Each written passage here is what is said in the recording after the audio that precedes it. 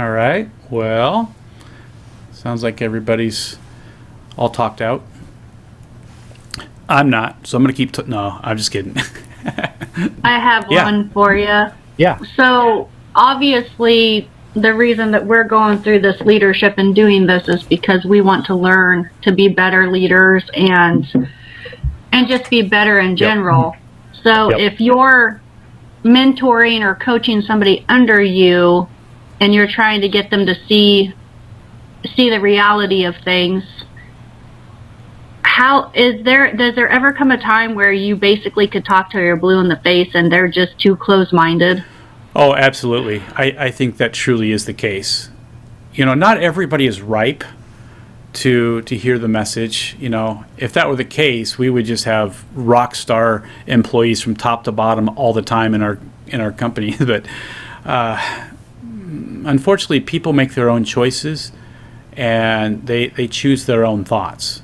And a lot of people just continue to choose unhealthy thought filters, no matter what we do. Now, the better leader you are, and the better communicator you are, and the more transparent you are, and the healthier you are with your thought filters, the more leverage you're going to have when you actually speak to somebody, and the more convincing you're going to be when people see that. So there's two sides of this. The first part is that the receiver in this situation, or the person being coached, they just may not be ready for it yet. Maybe they're just a couple of tragedies away before they're ready to give it up.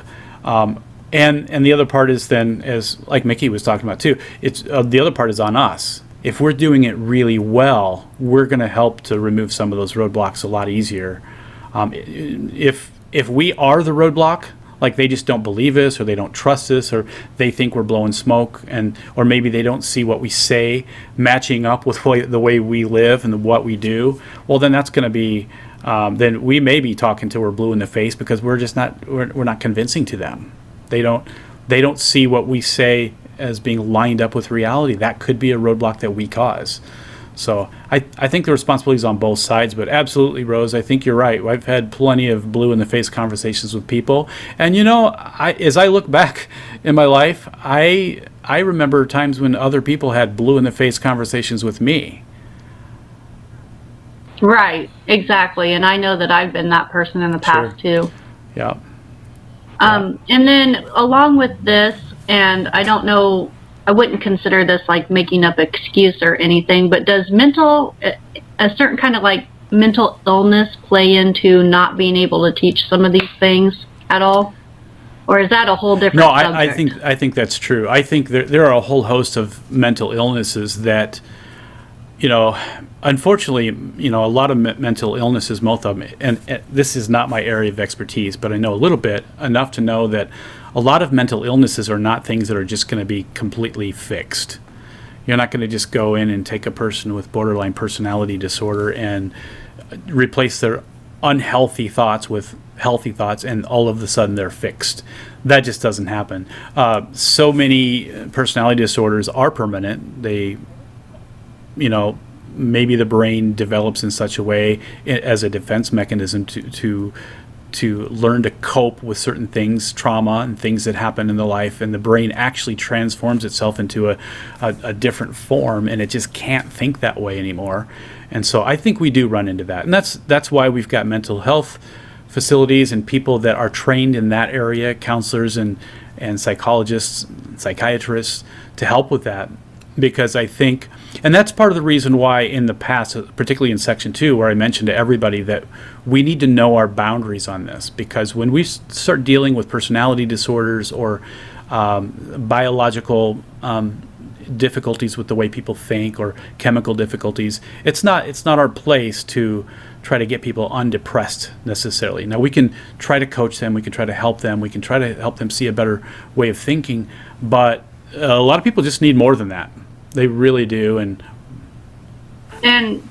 that's kind of like where my thought process is, because in the line of business that we're in, we're not always going to get top-notch thinkers and stuff like that. And I think sometimes you can start coaching somebody, but in the middle of coaching them, you kind of realize that it's a little bit more than just needing leadership. And at that point, do you just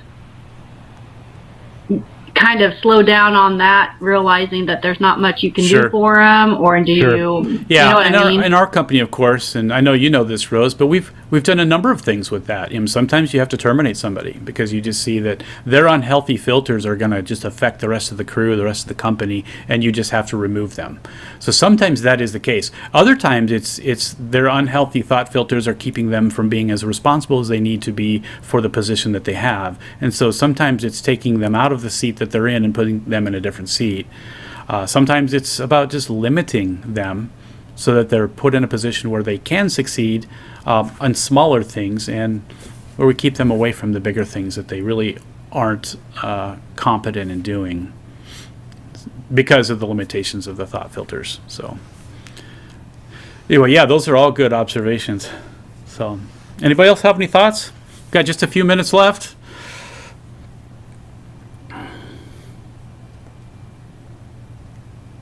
Is there a need for this, of knowing this information?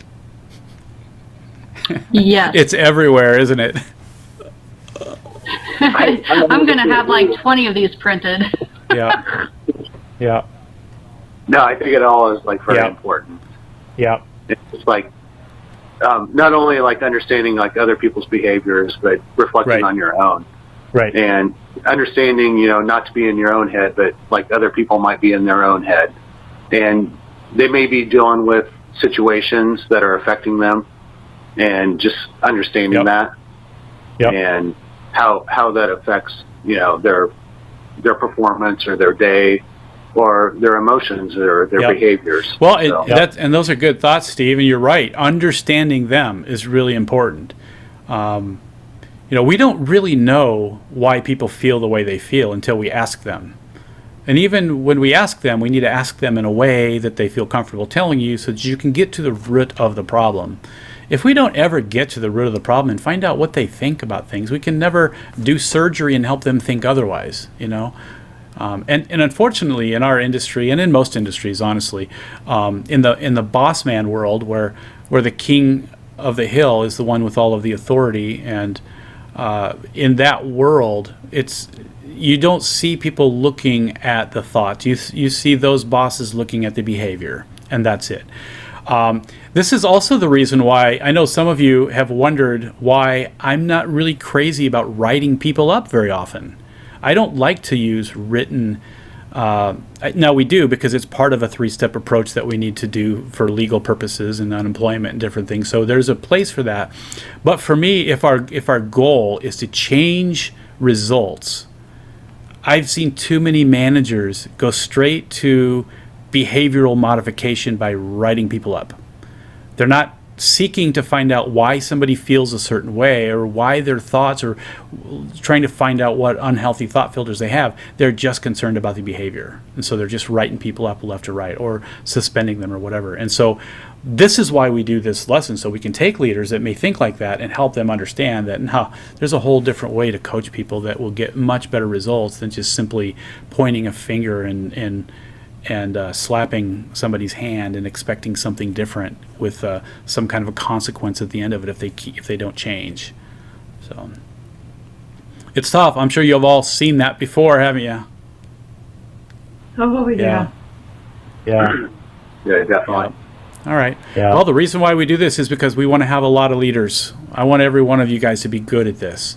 I know I am getting better at this. Every time I teach it, every time I sit down and I meet with somebody, I just get better and better at it. And it's a process. It takes time to do it. And so I would just encourage you guys to make yourselves a student of this, of a student of leadership, a student of coaching potentially, or a student of communication. All of this is all involved. So thank you, Joel. Yeah. Hey, thank you guys. I appreciate all your feedback and thoughts. I hope this is helpful for you. And the next section, which would be section 5, we're going to talk about the to-grow method. The to-grow method, and it's going to deal a little bit more with coaching.